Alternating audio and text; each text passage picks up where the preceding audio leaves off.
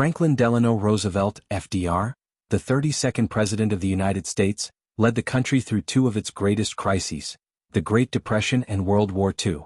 But while he was a symbol of strength and resilience to the American public, Roosevelt was also a man plagued by severe health issues.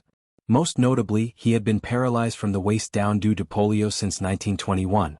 However, the extent of his disability, and his declining health during World War II, was carefully concealed from the public, raising questions about transparency, media complicity, and the expectations placed upon leaders during wartime.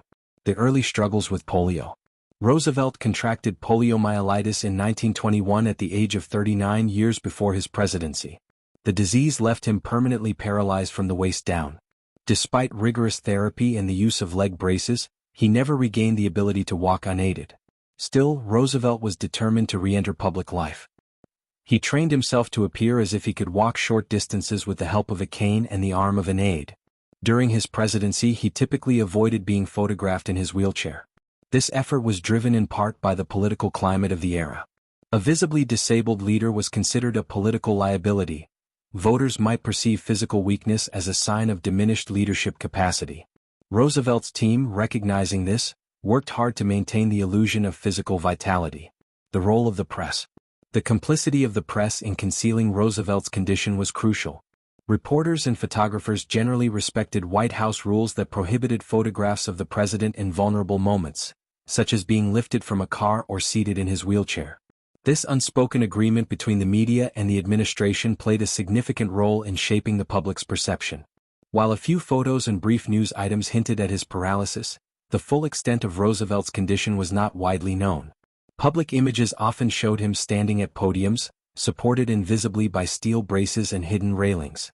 Declining health during the war. Roosevelt's health significantly worsened during his final years in office.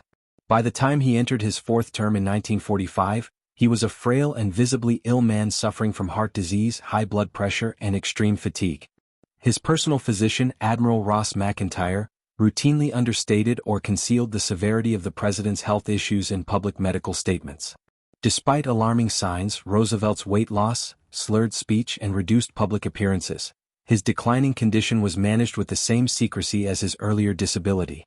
The White House downplayed concerns, and the press continued its tradition of deference, especially in the context of wartime. This veil of secrecy had strategic implications. In the midst of World War II, American morale was tightly linked to perceptions of Roosevelt's leadership. Any sign of weakness could have undermined confidence in the Allied command and the post-war plans being crafted at summits like Yalta. The aftermath. Roosevelt died on April 12, 1945, just months after his inauguration for a fourth term and mere weeks before the end of the war in Europe. His sudden death shocked many Americans who had been unaware of how ill he truly was. In hindsight, the concealment of Roosevelt's health raised ethical concerns about governmental transparency and the public's right to know. Critics argue that voters were deprived of vital information that might have influenced their electoral choices. Others contend that in times of crisis, strategic leadership and national unity sometimes require discretion. Franklin D. Roosevelt's concealment of his illness during World War II remains one of the most compelling examples of presidential image management in American history. It reflects not only Roosevelt's personal resilience and political acumen but also a broader cultural reluctance at the time to accept visible disability in positions of power. While his actions were largely successful in preserving public confidence during wartime, they also left a complex legacy that continues to inform discussions about transparency, health, and leadership today.